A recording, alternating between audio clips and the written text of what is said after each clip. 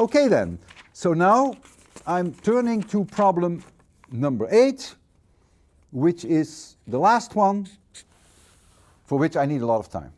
It's a difficult one. It is the one that is a mathematical headache, let's face it. And personally, I don't care for that problem too much. Electric dipole. Let's try to make a nice diagram. X, Y, Z. We have at location A on the x-axis, at location I call that point B, we have a charge plus Q. On the other side, A from the origin on the x-axis, and I call that point capital A, we have minus Q, and you're being asked now to calculate the E field everywhere in space. Let us choose this point in space, which has as a location X, Y, and Z. And let's try to make a three-dimensional plot. So this is the X position of that point P. This is the Z position of that point P.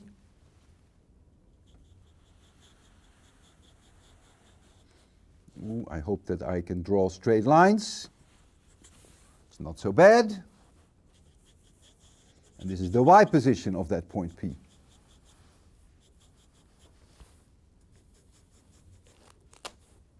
I hope you can see this as a box, and at the corner of the box here is that point P, and the vector from the origin to point P is this vector, and I call that vector R. And it is immediately obvious that R, the magnitude of R, equals the square root of x squared plus y squared plus z squared. Now I'm going to first calculate the electric field at P only due to point B. And then later we're going to add the electric field due to point A. I'm going to shift the entire coordinate system to point B. So I'm going to make a new coordinate system. I call this y prime. I call this x prime. And I call this z prime. This point is now not O, but this point is now point B, where the plus Q charge is. And here is now that point P. The distance between B and P is now this vector. I call this angle theta. And I will try to make a projection again so that you can see things. This is the x prime position. This is the z prime position. Let's call this angle phi. And so this is the y prime position of P. If this angle is theta, then of course this angle here is also theta.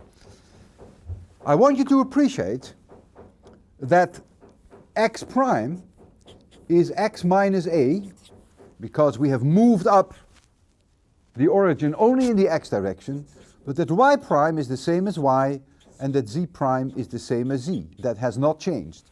So for point P, the x prime position is x minus a, the y position is the same as y prime, and the z position is the same as z prime. What is the distance BP? Well, BP is the square root now of x prime squared, for which I can write down x minus a squared, plus I can write down y prime squared, but I might as well write down y squared, plus z prime squared, for which I might as well write z squared. What is the electric field E at location P only due to this plus Q charge at position B? We know that it is along the line BP pointing outwards in the direction BP. So I will try to put it in here. I will call it E of P. It's in the same direction as BP. The magnitude of it equals Q divided by 4 pi epsilon 0 times BP squared, namely the radius squared. And it is pointing outwards because this Q is positive. Now I want to know what the x component, the y component and the z component is of this vector. And now I need the help of these angles theta and these angles phi. It's now becoming a mathematical problem, no more physics. Ex, as you can confirm for yourself, is the magnitude of EP times the sine of theta times the cosine of phi. E of y equals E of P times the cosine of theta. That's very easy to see. Once you know what the magnitude EP is, if you want to know the projection in this direction, then all you have to do is multiply it by the cosine of theta. And E of z equals EP times the sine of theta times the sine of phi.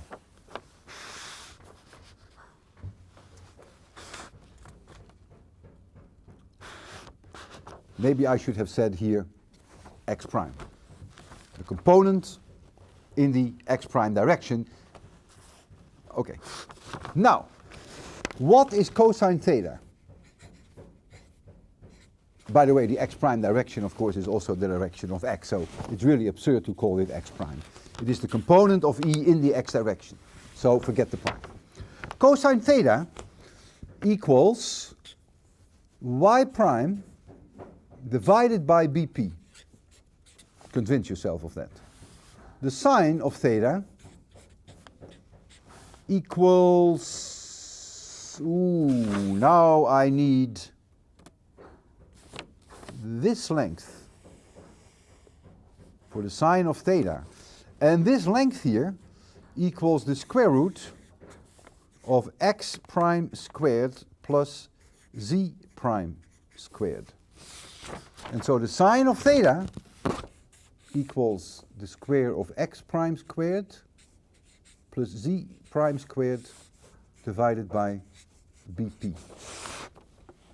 The cosine of phi equals x prime divided by that same square root,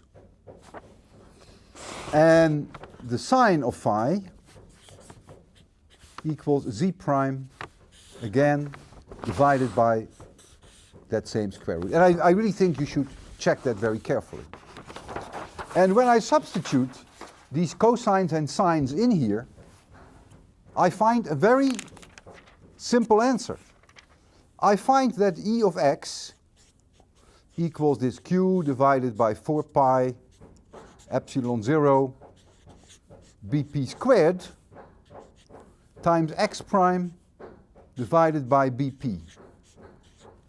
But remember, x prime equals x minus a. X prime equals x minus a. I find for E of y the same thing times y prime divided by BP. But remember, y prime equals y. And I find for E z the same thing times z prime divided by BP. But remember, z prime equals z.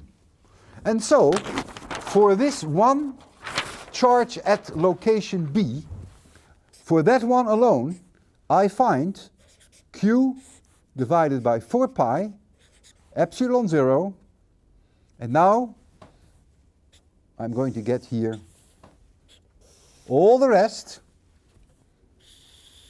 I get here x minus a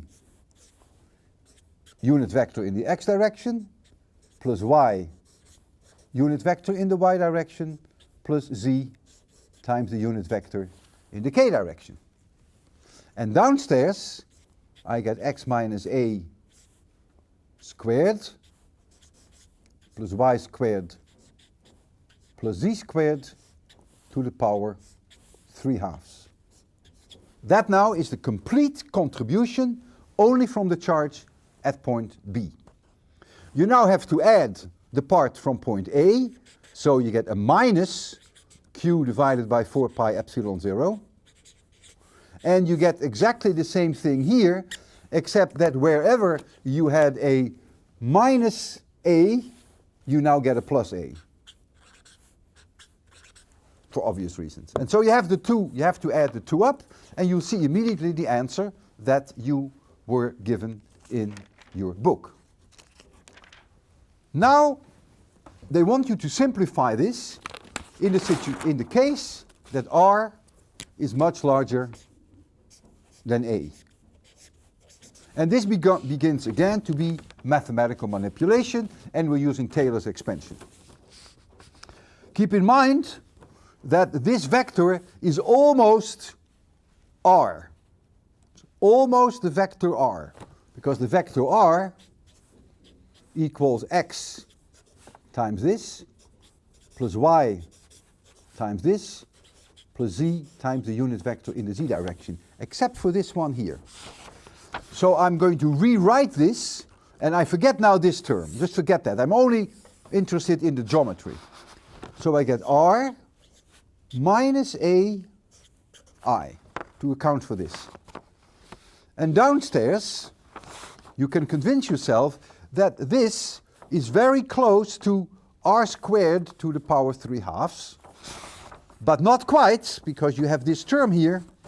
And so if I work that out, I get r squared minus 2ax to the power 3/2. Have I cheated? Yes, I have cheated a little bit. I have ignored a squared, because notice when you square this, you get an a squared. But since r is much, much larger than a, I feel completely justified doing that. But I'm going one step further now. By the way, I only take this first term. Second term, you work out yourself.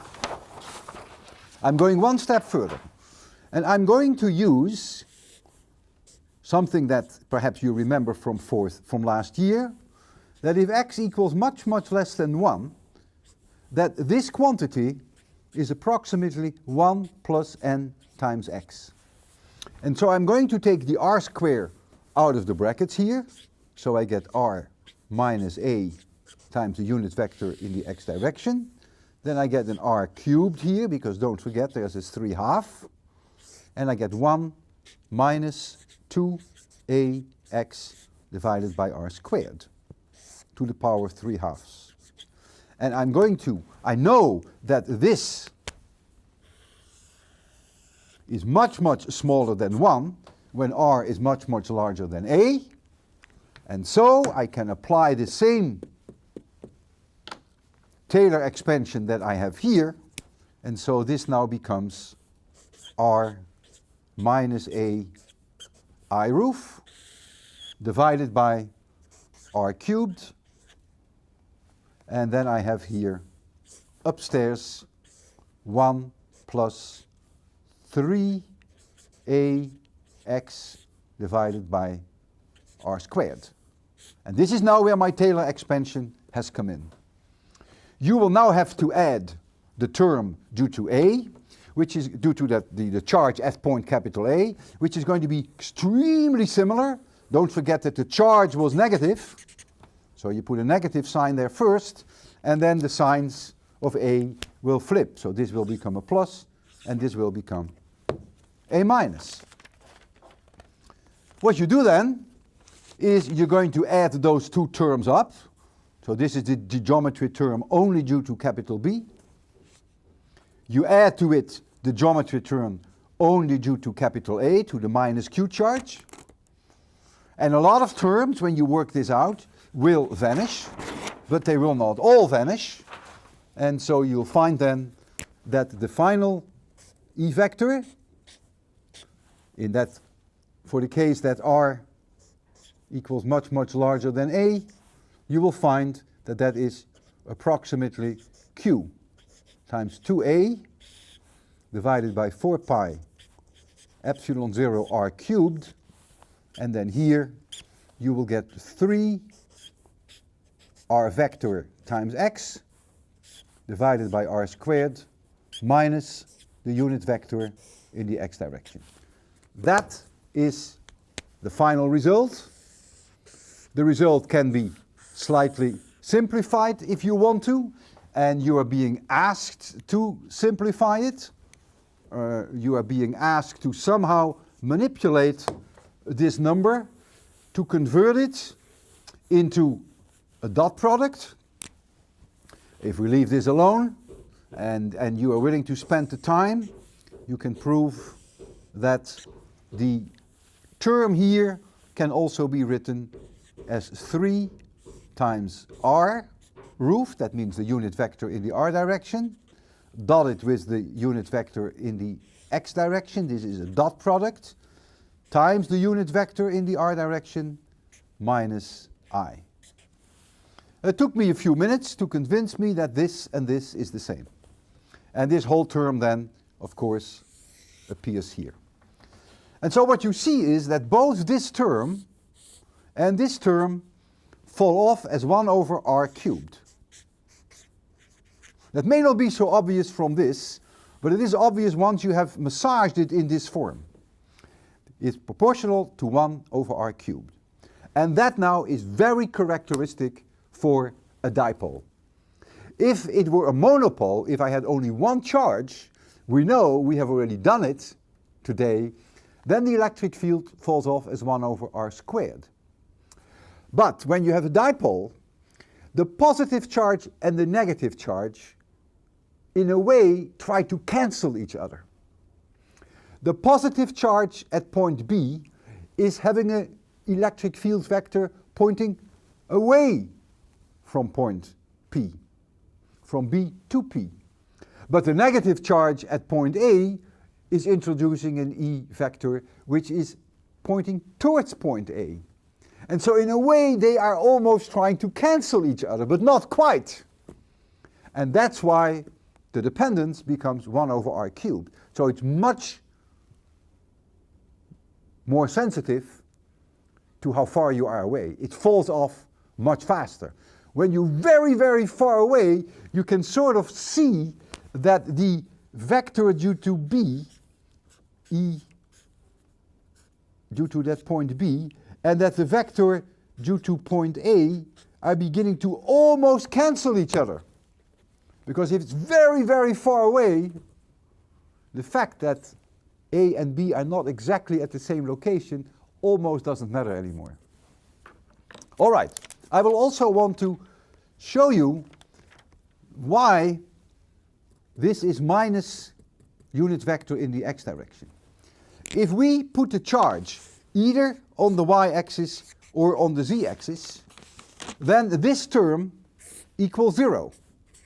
Convince yourself that both on the y and the z-axis, the dot product between the unit vector in the r and the unit vector in the x direction must be 0. Because y direction and z direction are perpendicular to x. So it's going to be 0. Another way of putting it is when x equals 0, you can also see here that this term is 0. So you only end up with this term. So let's take that situation that we have now here the x-axis, here the y-axis, and that we have here a charge plus q at location B, and here minus q at location A. Then we know that the electric field lines run like so. And no matter where you are on the y-axis, that means as x equals 0, there will always be an E vector pointing in the minus x direction. Always. And that is exactly what you see here. If I have the right...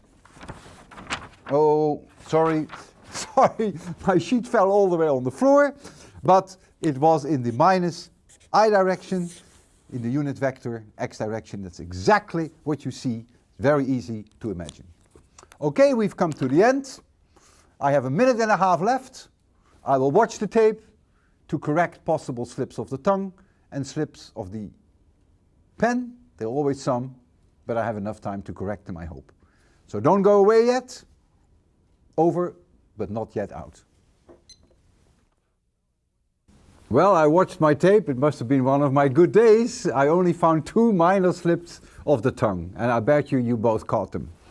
I mentioned here with oxygen 8 protons, I said with 2 electrons, but I wrote down the 8, and that of course is correct. Protons, 8 protons, and 8 electrons. And then at the dipole problem, I said if you put a charge on the y or the z axis, of course I didn't mean putting a charge there. The charge is always on the x axis, plus a and minus a. What I meant is if you measure the electric field on the y and the z axis. And so that's what I did here in this drawing. You are looking here at the electric field, and you will see that then the electric field is always in the minus x direction.